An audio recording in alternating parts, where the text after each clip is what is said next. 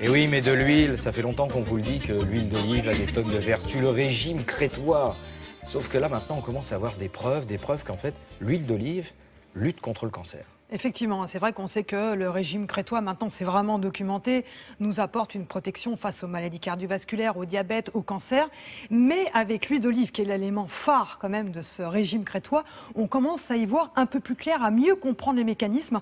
Grâce à une étude qui a été publiée dans une revue d'oncologie qui fait autorité, eh bien les scientifiques ont tout simplement mis in vitro des cellules cancéreuses du pancréas, du sein et de la prostate et sont aperçus qu'une molécule présente en quantité dans l'huile d'olive, une molécule de la famille des polyphénols, très antioxydante, et bien cette molécule était capable de s'attaquer aux cellules cancéreuses en laissant parfaitement intactes les cellules saines.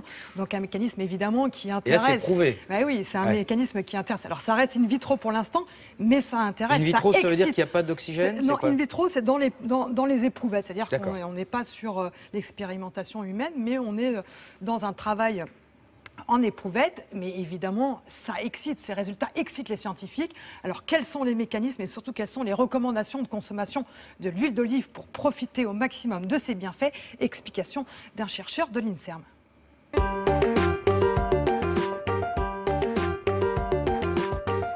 Cette nouvelle étude réalisée aux États-Unis vient de montrer que lorsqu'on ajoute à des cellules cancéreuses un des polyphénols présents dans l'huile d'olive, cela conduit très rapidement à la mort des cellules.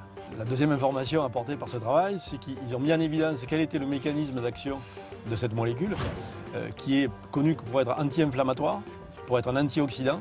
Et là, ils ont montré en fait que cette molécule bloque le cycle de développement de la cellule, et ce qui conduit à la mort des cellules. Et, très intéressant, cette molécule n'a aucun effet négatif, par contre, sur des cellules normales. On constate dans le bassin méditerranéen que la fréquence des cancers, en particulier du cancer du sein, de la prostate, de l'utérus, mais aussi du côlon, sont beaucoup plus faibles que dans d'autres pays. Donc on peut penser que l'alimentation joue un rôle très important. Et bien sûr, dans l'alimentation méditerranéenne, l'huile d'olive pourrait jouer un rôle central dans ces mécanismes protecteurs.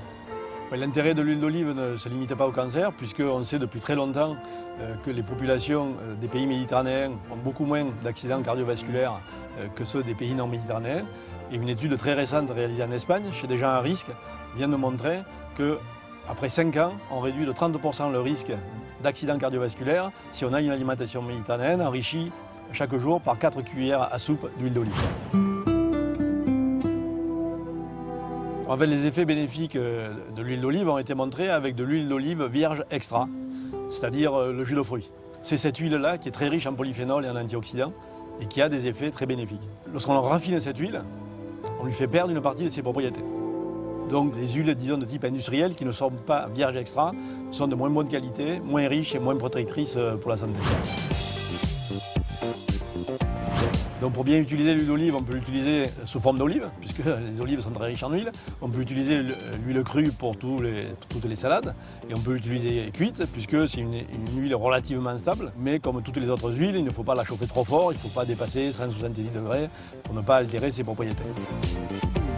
Vous me disiez, en fait, il ne faut pas mégoter sur la qualité de l'huile d'olive parce que les bonnes huiles d'olive peuvent être parfois assez chères. Enfin, oui, absolument. Et puis, il faut bien les conserver parce que vous pouvez avoir une huile d'olive de qualité, de très grande qualité que vous payez cher, mais si vous ne la conservez pas bien, elle perd ses qualités. Déjà, il faut la conserver entre 15 et 18 degrés. Il n'est pas nécessaire de la mettre au réfrigérateur. Et surtout pas comme on voit là dans des trucs transparents. Donc, pas de réfrigérateur comme l'huile de noix. L'huile de noix est instable, on la met au réfrigérateur. S'agissant de l'huile d'olive, on peut la laisser entre 15 et 18 degrés. Ensuite, un récipient hermétique qui ne laisse pas passer la lumière parce qu'effectivement, cette lumière va attaquer, va oxyder les polyphénols et les pigments dont on a parlé hier.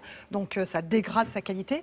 Et puis, pareil, pour l'oxygénation, il faut vraiment un récipient hermétique bien affermé pour que l'oxygène n'aille pas altérer ses qualités nutritionnelles. Voilà, il faut en profiter. 4 cuillères d'huile d'olive par jour, on l'a vu, pour limiter les maladies cardiovasculaires. Au goulot, l'huile d'olive, c'est bon. Voilà. Ou sur une petite tartine de pain grillé. Bon, on reste dans la santé.